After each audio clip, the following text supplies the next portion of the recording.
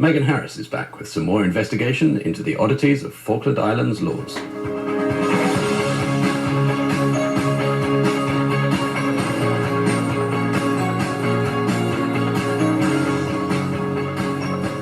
With the modernisation of Falklands legislation from invalid carriages to electric e-bikes, changes to CBD legislation, we looked into current legislation that needs to be re-evaluated here in the Falklands. And I also spoke to our very own Ronnie, and we had a chat about some of the legislation and gave context to some of the rather dated legislation. It's just, what was it like being a legislative drafter? Well, it's actually quite varied, because you end up having to know something about everything and nothing about anything, which shoots me down to the ground. But it's about taking an idea and putting it into words that hopefully actually make it clear and make it logical. And I used to think of it in some ways I was computer programming people. And actually that's not such a daft idea, because actually the latest fashion is something called rules as code. And the idea is actually that you do almost write laws the same way you'd write a computer program. And actually the idea is also that you can have almost sort of artificial intelligence about working out whether something's legal or not, because it's actually done in a sort of a logical way, the same way a computer program might do. And that's an extreme case of it, but actually it's good fun, because it's playing with words, it's playing with ideas. But you've got to remember it's about people. People have to understand it, and you need to be told what the MLAs, what the officials want to achieve from it. And what did you give a hand in writing? Well, I did everything from allowing Taiwanese people to come here without visas, which was a rush job because there was a bit of public diplomacy going on at the time, to doing what I rudely called the 27 most pointless pages in legislative history, which was the rules for the referendum campaign. But actually I was reminded, and that was a bit indulgent of me, because actually they were vitally important. Actually having the structure for the referendum in 2013, and actually having something we could show it was free, fair, well organised, was actually quite an important job. Even if it was actually telling people to do things that they might not have any intention of doing in the first place. And is there any legislation that you find particularly interesting? Well, okay, some of it is downright tedious. If it's just a list of numbers, say the finance bill, which I managed always to avoid one way or another, that's quite tedious, because it's basically remove £23 and add £23 plus 2.8% or whatever it happens to be that year. And that's quite tedious, but it's quite mechanical. But actually some of the ones that are quite interesting are the ones where you're having to take sort of a more of an idea, and actually turn that in, and then you've actually got to think of how would you get round it. So for instance, when I worked on the smoking legislation, that some of the things were more obvious, but you then have to actually tease it out. Okay, well, how would someone try to get round this? So if you say you can't smoke in a vehicle, what does a vehicle? Well, if you can't smoke in a shelter, well, about the time when we were having the ideas of what had happened in other places, so that an Irish bar had used an old bus as a smoking shelter. So we had to cover that. And so what if someone were to try and use an old aircraft, however improbable? But so actually start trying to think around it, and then, okay, what's smoking a cigarette? If someone smokes a herbal cigarette, and I don't mean a joint, I actually mean sort of the tobacco substitute, so you have to include that. And we didn't even think about vaping in those days. I'm not sure if you look at that in a different light now. And that's the thing, you've actually got to try and think ahead as well, and that's the sort of thing I find fascinating. Wow. And what are your views on time being spent on invalid carriages, electric bikes and CBD? Well, at the end of the day, we're a self-governing democracy, so the idea is that if that's what people want, and those are people's priorities, then actually it's no bad thing to accommodate those. And it's striking a balance between everything that's raised at a public meeting suddenly being turned into legislation, where actually people don't necessarily see the bigger picture.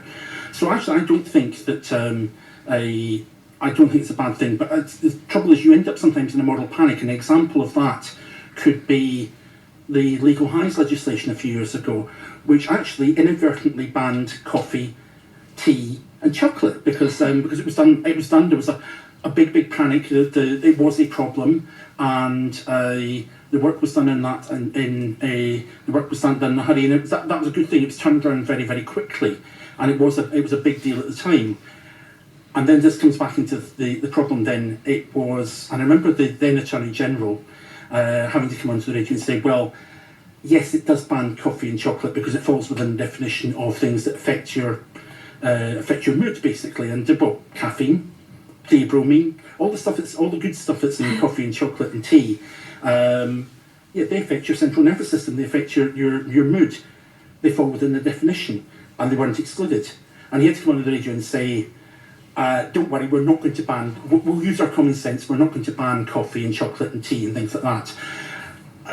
And that's the thing. Sometimes when you have to do things in a hurry, things get through the net, and you have to come back. And you might not have the time to come back and do them. But in terms of the bigger picture, that time you're spending on it, there is something in what one of the MLAs said about, that's something you can just knock off in a wet afternoon.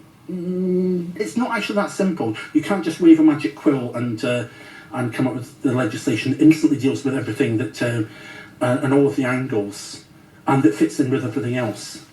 And that takes time away from bigger things, like, for example, say consumer protection legislation. There is some, but it's not necessarily very up to date. Insolvency legislation, which may become more and more of an issue as the cost of living crisis eventually hits here. We're not going to be immune to it. We're already not immune to it. People are going to struggle. There are going to be people who are going to end up in trouble. And insolvency legislation, bankruptcy legislation, our bankruptcy legislation is over 100 years old. And that's not criticism of anyone involved, because there's only so much that can be done. In the UK, a typical government department might have 70 lawyers, and that's just one government department. Here, there's 8, and people say there's too many, but actually in some ways you need the same amount of law for 3,000 people as you do for 30 million, for 300 million. I also find it really interesting because there's a lot of legislation around that doesn't fit us now and is so outdated. Like you mentioned earlier, or before when we were speaking about you can't have chickens no less than 30 feet away from your house, which, how many people do you know who have chickens in their back garden? Well, I mean, yeah, that dates from 1937, the Board of Health bylaws, and some of those were updated because they also dealt with what are now in the building regulations. But even the building regulations are, despite 2 or 3 tries, and this is where that thing democracy comes in again, yes, the Board of Health bylaws date from 1937. That was a very different time. And some of it's been updated, and then some of it's had another sticking plaster put on it again. But this is where democracy comes back in, because all the building regulations bit that used to be in the Board of Health bylaws, they got changed in 1990, but a lot of that hadn't been updated in 30 years. And then it's only been updated so far in 30 years. Let's face it, most of the houses that are built here are built to Scottish building regulations, to be honest, because that's where the manufacturer is, and they're building to Scottish building regulations, which are actually far in advance of the standards we've got. The problem then was when they did change the building regulations, there was an almighty hoo-ha, because actually some of what was being brought in didn't actually necessarily tie together with what's working here and what happens here. For example, they had to go back and change it, that it required 150 mils, if I recall correctly, of insulation, whereas actually houses are built in the kits to 140 mil studs that you fill. So that had to be changed. There was the row about heating requirements, because yes, it's a good thing to have heating engineers who know what they're doing and aren't going to blow you up or burn your house down or gas you with carbon monoxide. But if you can't get the training or the permits or the piece of paper, then that becomes a problem. And that's where the policy comes in. It's not just, as I say, it's not just waving a magic quill. You've actually got to know what you're trying to achieve, and the people who know what they're trying to achieve have to think it through. And that's people I don't think necessarily realise. And with the resources we've got, sometimes we're going to rely on stuff that is out of date, that the islands have not had time to update, not had the resource to update, and sometimes they're going to rely on stuff from other places that may or may not gel here. And there is a few more that I've looked into, and some of the things are just things that government haven't looked into. Like a few years ago, there was a cleaning company decided to post a picture of a commercial kitchen, which was disgusting. In the legislation, it literally says that places where food is prepared needs to be clean, kept tidy, organised, when shouldn't they have sent in inspectors to sort that out? Because it literally says in the legislation they should send in inspectors to make sure establishments are cleaned properly. The powers are there, the powers are lurking, they may not necessarily have been appreciated. And again, it comes back down to resources. Government can't be everywhere all of the time. I'm not sticking up for government, I'm not condemning government. I'm just trying to give you some realities. And actually, sometimes these things get overlooked. It's a lot better now because once upon a time, until the work that was done over a period of up to, I think, about 3 years by Russ Cheek, actually finding out what the law is was a very, very difficult task. I mean, I've seen one summary of how to use the old red books, and step 4 was cry. and actually having access to the information is actually a big step forward. And now you can go and actually find out, and you can actually say, so why aren't you doing this? You have the power to do it. The other thing about that, if I can come back to the picture on Facebook, that actually shows again something else where there's another gap: data protection legislation. And there isn't any here, and there was, but it was out of date before it even got brought in, and it was put out of its misery. That's happened again with taxi driver permits. Sometimes actually it's not just enough to have the framework. It comes back down to resources, because you might have an ordinance that says you've got power to do this, you've got power to do that, power to do the next thing, but quite often the details will be in regulations, will be in orders, and unless you've got to put the whole package together, so you end up with a situation where the data protection ordinance has to be put out of its misery, or the taxi driver permits scheme has to be put out of its misery because it was a requirement to have a taxi driver permit, but you couldn't actually get one because that stage hadn't come through. And should we get on something less heavy and maybe start talking about some legislation that you find really funny, or, make you smile a little bit? Oh, well, and I'm going to say it's not necessarily unique to here. I mean, I'm tempted once to do what Tom Scott and Matt Gray did, and they did a crime spree around London with the 10 silly laws. We could probably do something fairly similar here, and at the risk of giving anyone ideas of laws to enforce, we could have a sheep in the garden within 30 feet of a dwelling house, as we talked about earlier. We could walk a dog on a pavement. Because any person in charge of an animal on the road who, without reasonable cause, leads or rides the animal on a pavement or footway on a road is liable to a £500 fine if you get caught. So there you go. Dog walking is a criminal activity. Again, that comes from the 1948 ordinance. It was a completely different time when you didn't have dogs. They were thinking about horses, possibly horses and sheep. Dog walking on the pavement, well, that just wasn't a thing in 1948. It is now. And there's also, did you hear about the any people coming off a vessel must have medical checks, obviously, and if they have any STDs, then they're not allowed to come onto land unless the governor says, yeah, you can come on land. Well, if they have to provide a sample at the public checking, that will make an entertaining YouTube video as well, I suspect. I mean, it's not, and then you've got out-of-date laws which clutter up. Again, it's not unique to here. The UK, they have to do periodically statute law appeals legislation. They call them the parliamentary dust cart, taking old legislation off. I mean, within the last 10 years, they finally got rid of 40 acts about Dublin local government, including 3 about taxes, as it dryly remarked. Some of the legislation had been repealed in Ireland, and clearly it was of no use in the UK since it had no jurisdiction anymore. So it's not a unique problem. Oh, there's also, this one makes me laugh a little bit. No woman or female young person shall be employed on underground work in any mine, quarry or other work for the extraction of minerals. That's insane.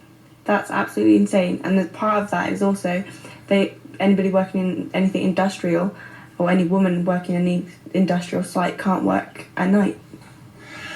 That comes from health and safety legislation. I mean, it's not actually strictly true to say there is no health and safety law here, but it comes from a different era where actually and you're dealing with a problem at a time. Like I said earlier, for instance, when the smoking legislation went through 10 years ago, vaping wasn't a thing. How do you regulate for vaping? That's a sort of a slightly more up-to-date example, but you end up with health and safety legislation that reflects the concerns of the time. Law and legislation are basically expressions of what society's priorities are at the time. And we've also got this last one that I really would like to mention, the demolition of ruinous buildings. Have you walked all around Stanley? How many houses can you see there? Some of them are falling down, some of them, caving in the middle of them. Some of them are literally brown with rust over the complete, all of the building. Well, that's actually, that is an issue, and I'm not necessarily either going to stick up for or condemn the planning and environment team because, again, it comes back down to priorities.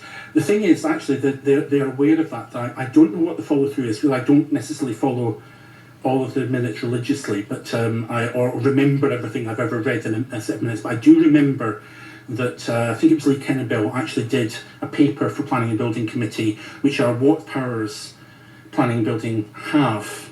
And those two powers were actually specifically mentioned. How much use is made of them, that's another story, but they were identified, and now there's no excuse for not using them. Well, time will tell.